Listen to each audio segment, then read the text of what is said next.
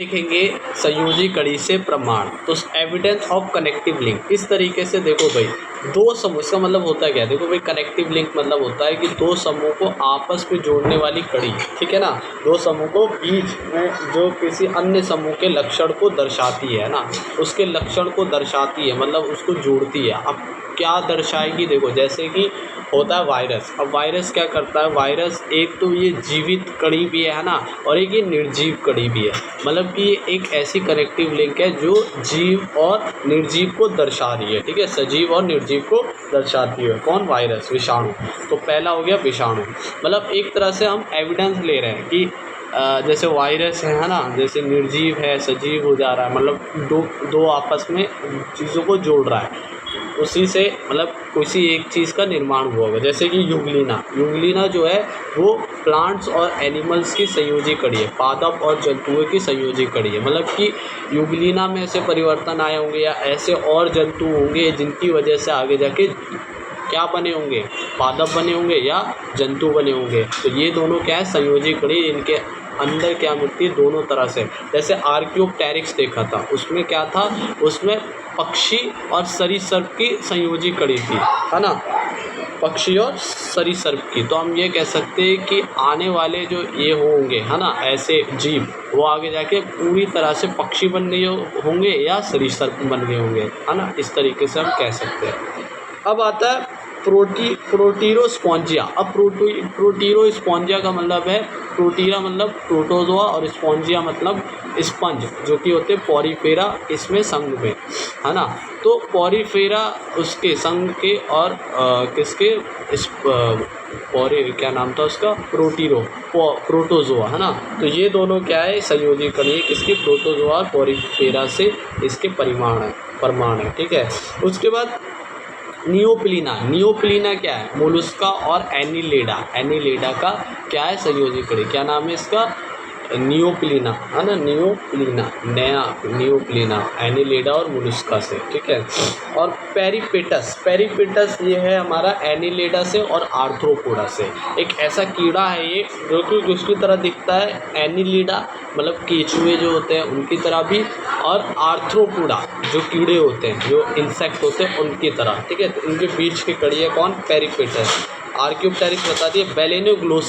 बेलेनोग्लोसेस ये उदाहरण है किसका, नॉन कॉर्डेट का 11वां संघ भी हम उसे बोलते हैं, 10वां संघ, है ना, जो कि किसकी संयोजी कड़ी है, कॉर्डेट की भी है और नॉन कॉर्डेट्स की भी है, ठीक है। हाँ, उसके बाद है काईमेरा एक तरह की मछली है ना, मछली है जो कि बोनी फिश भी होती है और कार्टिलेजियस फिश भी होती है ना।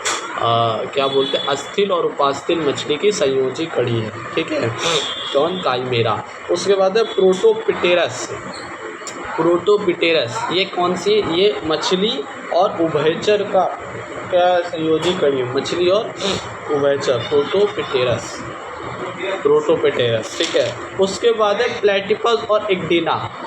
तो प्लेटिपस और इग्डेना ये क्या है, ये स्तनधारी और इसकी सरीसृप की संयोजी कड़ी, क्योंकि ये दोनों क्या है, देखो स्तनधारी तो पर ये अंडे देते हैं, अंडे किनकी तरह देते हैं, इस सरीसृपों की तरह देते हैं, है ना। तो प्लेटिपस इग्डेना क्या है, सरीसृप और स्तनधारी की संयोजी कड़ी है। अब आते हैं हम एक चौथे प्रमाण के ऊपर। अभी हमने कितने प्रमाण देख लिया, सबसे पहले देखा था फॉसिल्स से, है ना। फॉसिल्स को क्या बोलते हैं हिंदी में, फॉसिल्स को हम बोलते हैं जीवाश्म से प्रमाण। दूसरा हमने किससे प्रमाण देखा था, वेस्टिजियल ऑर्गन से, इसको हम क्या बोलते हैं, अवशेषी अंग। तीसरा हमने प्रमाण अभी जो हमने देखा है कनेक्टिव लिंक, है ना, संयोजी कड़ी से प्रमाण। और चौथा अब हम देख रहे हैं प्रमाण किससे, आकारिकी तथा शारीरिकी से प्रमाण, मॉर्फोलॉजी और एनाटॉमी से प्रमाण। और इसके अंदर दो चीज़ें आती हैं, एक समजातता आती है और एक समरूपता आती है। होमोगस, है ना, क्या बोलते हैं इसे, होमोलोगस और एनालोगस। तो होमोलोगस इसमें आते समजातता। अब ये समजातता होता क्या और समरूपता क्या था, वो एनालोगस। तो होमोलोगस क्या होता है, देखो भाई, यह जो है ये आकार पे निर्भर, मतलब आकार जिसका समान हो तथा कार्य भिन्न हो। ये तो बच्चों वाली बात है कि सेम स्ट्रक्चर बट डिफरेंट कार्य को क्या बोलते हैं, वर्क, है ना। एक और होता है फंक्शन, है ना। सेम स्ट्रक्चर पर डिफरेंट स्ट्रक्चर, सॉरी फंक्शंस, ठीक है। तो ऐसे ये तो बच्चों वाली बात हो गई, पर इसका मेन क्या है, देखो भाई हम पढ़ रहे विकास, तो इसका मतलब होता है पूर्वजता से, मतलब पूर्वजता के आधार पर उत्पत्ति समान होती है ना। उत्पत्ति समान होती है, उन्हीं को हम क्या बोलते हैं, समझाता है, ठीक है ना। वह अंग जिनकी उत्पत्ति पूर्वजता से समान होती है तथा संरचना समान तथा कार्य भिन्न, ये भी हो सकता है, ठीक है। अगर एक करेक्ट में ऐसा ऑप्शन आए जिसमें पूर्वजता के आधार पर उत्पत्ति ना हो, उत्पत्ति के आधार पर वो ना हो, तो हम यहाँ पर क्या लगाएंगे, जिसकी संरचना समान हो तथा कार्य भिन्न, ऐसे कर सकते हैं, ठीक है।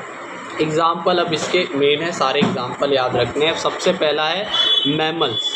जैसे मैमल्स के जो फोर लिम्स होते हैं, जैसे हमारे हाथ में 30 हड्डियाँ होती है ना। जैसे ये हमारी कौन सी हो गई, फीमर हो गई, रेडियस अल्ना हो गई, ठीक है, और ये कार्पेल हो गई 8, और 5 मेटा कार्पेल, और फिर फेलेंजेस। तो इसी तरीके से चमगादड़ के अंदर भी रहेगी, इसी तरीके से बर्ड्स के अंदर भी रहेगी, इसी तरीके से चीते जो भी स्तनधारी है उनके अंदर रहेगी, है ना। इसी तरीके से जो रेप्टाइल है जैसे मगरमच्छ है उनके अंदर भी 30 ही हड्डी रहेगी, हाथों की भी और पैर की भी। तो मतलब संरचना यहाँ समान है, कार्य बट अलग अलग हो सकता है। तो यहाँ पर समझा देता है होमोलोगस है, ठीक है। उसके बाद है क्या, वर्टिब्रेट, कशेरुकी। अब हृदय और मस्तिष्क। हृदय में कितने कोष्ठक होते हैं, 4 कोष्ठक हमारे में, बर्ड्स में भी 4 कोष्ठक होते हैं, रेप्टाइल्स में 3 होते हैं, अपवाद है एक्सेप्ट मगरमच्छ में कितने होते हैं, 4 कोष्ठक होते हैं, और घड़ियाल में भी, और एक और होता है तीसरा जिसको हम क्या बोलते हैं, क्रोकोडाइल, एलिगेटर, उसमें भी क्या होते हैं, 4 होते हैं, ठीक है। लेकिन और सब में कितने, 3 रहते हैं। और एक और है उसमें उभयचर में भी 3 ही रहते हैं, जैसे फ्रॉग्स वगैरह। और मछलियों में 2 रहते हैं, ठीक है, एक आलिंद एक नील है, एक क्या बोलते हैं, एट्रियोल वेंट्रियोल, ऐसा ना, एट्रियम, है ना, वेंट्रियम, एंट्रियम, और ऑरिकल भी बोलते हैं, ऑरिकल और वेंट्रिकल। तो ये कितने हैं, 2 होते हैं, और हमारे में 4, पक्षियों में भी 4, और मगरमच्छ वगैरह में जो रेप्टाइल है उनमें भी 4 होते हैं, ठीक है।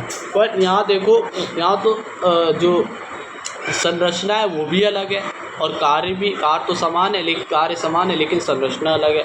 तो यहाँ हम देखेंगे उत्पत्ति के आधार पे, उत्पत्ति इनकी किससे होती है, मीजोडर्म से होती है। तो मीजोडर्म से ये समान होगा, इस वजह से समझाता था। इसी तरीके से मस्तिष्क, ब्रेन भी उत्पत्ति के आधार पर एक्टोडर्म से उत्पत्ति होती है। इस वजह से ये जितने भी मैमल्स हैं हमारे, वर्टिब्रेट, कशेरुकी है, जिनके कशेरुक दंड होती है, जिनके अंदर वर्टिबल कॉलम होती है ना। तो वो क्या है, हमारे उत्पत्ति के आधार पर समान है उनके मस्तिष्क और हृदय। अब बोगेनविलिया और क्या है, कुकुरबिटा, बोगेनविलिया, क्या, ये दोनों प्लांट्स हैं, ऐसे प्लांट्स हैं जिन बोगेनविलिया में कंटक, और जो हमारा अभी मैंने नाम लिया था कुकुरबिटा में पतान, जैसे टेंड्रिल जो चढ़ने में काम देते हैं, और जो कांटे हैं वो सुरक्षा प्रदान करते हैं, प्रोटेक्शन। तो इनकी जो उत्पत्ति वो भी समान होती है। किससे होती है इनकी उत्पत्ति होती है, एक होते हैं वर्ड एक्सिलरी क्या होती है इनके अंदर, एक्सिलरी बर्ड होती है ना, एक्सिलरी बर्ड, जिसको कक्षत कलिका से इनकी उत्पत्ति होती है, ठीक है ना। उसके बाद आकशेरुकी के जो पाद हैं, मतलब उनके जो लिम्स है ना, तो वो क्या होते हैं, वो उत्पत्ति के आधार पर समान होते हैं, जैसे कॉकरोच के और मधुमक्खी के, उनके जो पैर देखेंगे उत्पत्ति के आधार पर समान होते हैं, ठीक है ना। और मधुमक्खी के जो पैर होते हैं वो क्या होते हैं, वो मकरंद को पकड़ने के काम आते हैं, ठीक है। हाँ, और जो कॉकरोच है वो चलने के काम आते हैं, कार्य अलग है लेकिन उसके उत्पत्ति के आधार देखें वो समान है, ठीक है ना। आलू और अदरक की उत्पत्ति देखो, ये आलू और अदरक कहाँ से आते हैं, भूमिगत पौधे हैं, ये प्लांट है। पर अगर हम इनके कार्य की बात करें वो समान है। देखो भाई, कार्य समान है किस तरीके से, ये दोनों क्या करते हैं, स्टोर करते हैं। किसको स्टोर करते हैं, ये स्टोर करते हैं, फूड को स्टोर रखते हैं, है ना, न्यूट्रिशन जो होता है उसको स्टोर रखते हैं, ठीक है। तो ये इनके कार्य तो समान है, पर यहाँ हम उत्पत्ति के आधार पर देखें तो ये लोग क्या होंगे, हमारे होमोलोगस हमारे क्या होंगे, ये प्रमाण होंगे, एविडेंस में आएंगे, होमोलोगस होंगे, ठीक है, समजात। अब उसके बाद है आणविक आधार से देखें। आणविक आधार भी होता है, जैसे कि मनुष्य और कपी एप्स होते हैं, उनमें अगर हम रक्त की बात करते हैं तो रक्त में अगर हम देखते हैं तो प्लाज्मा में कुछ प्रोटीन ऐसे होते हैं जो समान होते हैं हमारे अंदर भी और उनके अंदर, मतलब कि हमारे पूर्वज ऐसे रहे होंगे पहले, जो कि क्या थे भाई, एप्स भी थे और एक तरह से ह्यूमंस भी थे, और आगे जाके वो डिवाइड हुए होंगे अलग अलग उसमें एप्स और ह्यूमंस में, कुछ पेड़ पे रह गए होंगे और कुछ लैंड पर आ गए होंगे। इस तरीके से अभी हम आगे देखेंगे ह्यूमन इवोल्यूशन में, ठीक है। तो कुछ प्रोटीन हमारे में सेम मिलना है, तो ये आणविक आधार पर हम क्या है, समजात हैं। कौन कौन, मनुष्य और एप्स, ठीक है। चिड़िया तथा मछली, देखो चिड़िया और मछली के जो लिम्स होते हैं, आगे वाले 4 लिम्स होते हैं, ठीक है, उनकी उत्पत्ति भी समान होती है, ठीक है, उत्पत्ति के आधार पर वो समान होते हैं, इस वजह से वो भी कैसे समजात होमोलोगस जंतु हैं, ठीक, होमोलोगस प्रमाण में आ रहे हैं, ठीक है। अब एक और टॉपिक है, क्या नाम है उसका, डाइवर्जेंट इवोल्यूशन। अब ये डाइवर्जेंट इवोल्यूशन क्या होता है, अपसारी विकास। डाइवर्जेंट, अपसार मतलब कि फैलना, किसी चीज़ का निकलना, जैसे लाइट होती है, लाइट अगर किसी सरफेस से टकराती है तो उसकी विकिरण फैलती है ना, विकृत हो जाती है, तो उसी को हम क्या बोल रहे हैं, अपसार मतलब डाइवर्जेंट इवोल्यूशन। कैसे हो रहा है, एग्जाम्पल के तौर पर मैमल्स है, स्तनधारी है। अब यही स्तनधारी कुछ तो लैंड पर मिलते हैं, जैसे हम, कुछ उड़ने वाले होते हैं जैसे कि बैट्स वगैरह, और कुछ पानी में तैरने वाले हैं जैसे डॉल्फिन और व्हेल वगैरह। तो ये जो है ये एक तरह से अलग अलग उसमें बढ़ गए। क्यों बढ़ गए, क्योंकि इनका जो एटमॉस्फेयर था, जो इनका वातावरण था, उनके अनुसार ये अनुकूलित हो गए। ऐसा उनका वातावरण हुआ जिसकी वजह से इस तरह से इवॉल्व हुए, अलग तरीके से इवॉल्व हुए, और वो अब उसमें अनुकूलित है। तो इसी को हम क्या बोल रहे हैं कि कोई एक जंतु से और जंतु बन रहे हैं, विकृत हो रहे हैं, ठीक है, अपसार हो रहा है उनका, तो उसी को अपसारी विकास कहते हैं। वातावरण को अनुकूलित हेतु अंगों में परिवर्तन, कार्य में परिवर्तन तथा उत्पत्ति समान, मतलब कि अंगों में परिवर्तन आया ना, किसके कारण, वातावरण को अनुकूलित करने के लिए, वातावरण में ढलने के लिए, ठीक है। तो जैसे स्तनधारी हुए, तो इसी को हम क्या कहते हैं, एडेप्टिव रेडिएशन बोलते हैं। एडेप्टिव रेडिएशन मतलब अनुकूलक विकिरण कहते हैं, अनुकूलन विकिरण। तो ये ख़त्म हुआ हमारा टॉपिक अपसारी विकास पे।